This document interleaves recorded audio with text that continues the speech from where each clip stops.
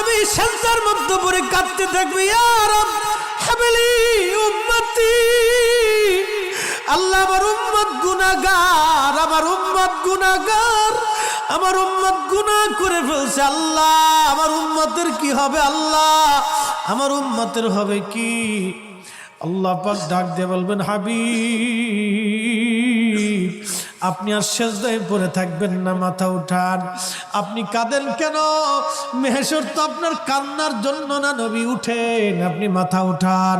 আপনার জন্য আরশে মুআল্লার ডানে একটা কুরসি পেতে রাখছি, একটা চেয়ার পেতে রাখছি, একটা আসন রাখছি, আপনি নবী সেই আসনে বসবেন। আপনি মাথা উঠান, আপনি আমার হাবিব, আপনি আমার বন্ধু, আপনি আর কাঁদবেন না। হুজুর আপনি মাথা উঠান। আল্লাহর নবী তখন বলবে, ইয়া রব হাবলি উম্মতি, আল্লাহ আমার উম্মত গুনাহ করছে। আল্লাহ ডাক দিবে, হাবিব আপনি মাথা উঠান, আপনি সর্বপ্রথম হামদের পতাকা উড়াবেন।